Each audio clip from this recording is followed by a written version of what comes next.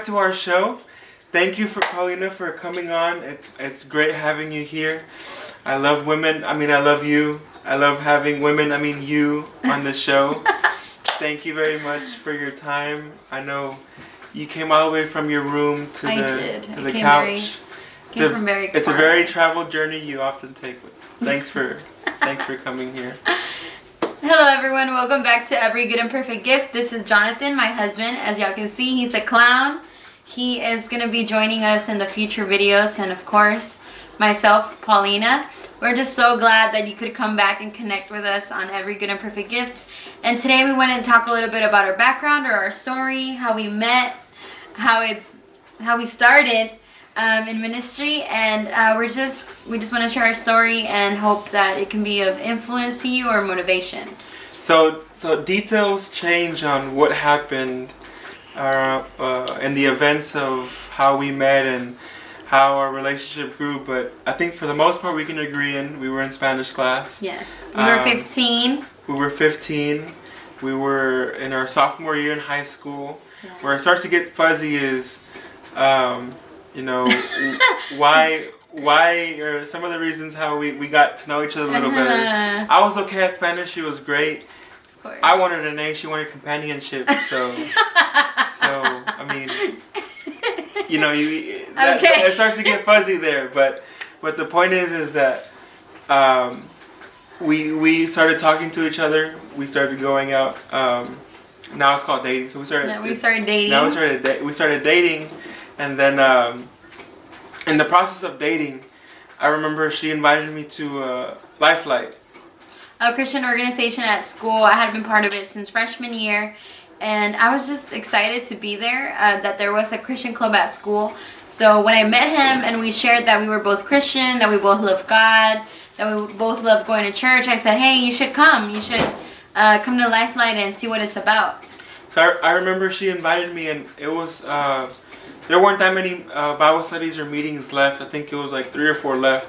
And I remember at the last meeting, they had like a little party, a get together, and they asked for people to see if they wanted to participate or volunteer for the leadership group of Life Light.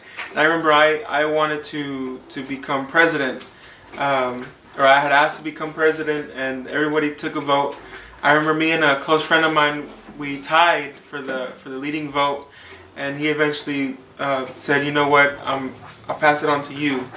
And I said, yeah, sure. So it went from me learning about it and going 3 or 4 times, and then deciding to become president, to become a part of the group for the following year in junior year.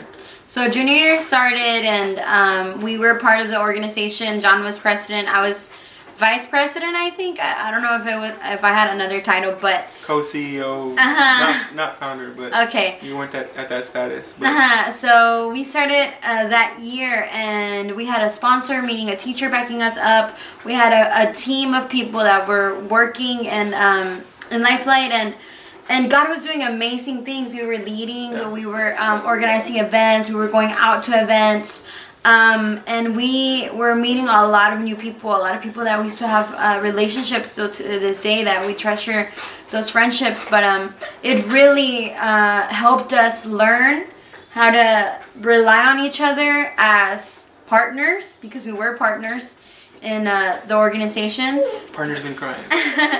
But teammates, but also in our relationship with God. I think that's where we had the most growth. So we have a lot of memories of our junior and senior year serving in Life Light and in ministry, how we started out. But some of the things that definitely stick out are how God was with us through it all. Some of the things that we organized, it was mostly us organizing it out of a whim, or having no backup, because at times our sponsor would not be there, and senior year we really just didn't have a sponsor. But one of the things that sticks out as well is that Gabriel Garcia, who is now a pastor at Emmanuel Church, here in Houston, Texas, showed up one Friday and was like, he introduced himself and he gave us advice, and some of his students, as he called them, were attending Lifelight. So those people were also like excited to participate, were excited to be a part of it, and we just built so many friendships and relationships with people, and we were just, God was doing amazing things in Lifelight. When we look back and we think about everything that happened and how it happened, we just want to give God all the glory and all the praise, because he was there in the middle of it all, and he was working in a greater way than we could have imagined.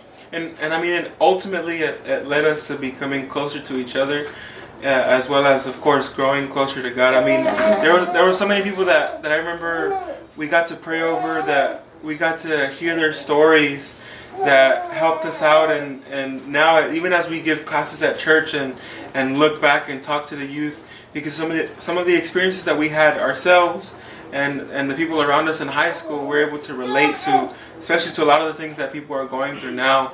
And again, going back to how Paulina mentioned the different relationships that we formed, I think ultimately, and we still have those, some of them we still have now, but ultimately that led us into a lot of the decisions that we ended up making. Gabriel, like how Paulina mentioned, helped us out in some of the decision making processes that we had for events and our classes and the way that we organize things. But I think in the end, it all comes down to a couple points we would like to make in the next video. Oh, sorry, Paulina would like to make in the next video. No, we're making the points together. But you can mention them here. One of them is having a great support system, and in that support system that you have great relationships. That it's not just people, or you see them as people that you work with, but you see them as friends, as people you want to continue working with. Yes, definitely. Another one is having a willful heart. If that's one thing, it's that we just have a heart for serving the Lord, and we don't see each other, we don't see ourselves, we don't see our family not serving God. And although we have 3 little ones, which you can probably hear in the background, it just motivates us even more, because it's the legacy that we want to leave for them. Right. So thank you guys for joining us in this video. We'll mention some of these points in the next one, but that was just a summary of a little bit of what we went through in our relationship as we grew and as we started serving together, and how a lot of what we went through, or the beginnings of how we started serving, affected how we now serve and what we're doing now. Exactly. And we just want to thank you for coming on and watching this video, and subscribe if you haven't. And we just want to remind you that God loves you. He is looking over you. He is taking care of you, and you are immensely loved. Thank you very much.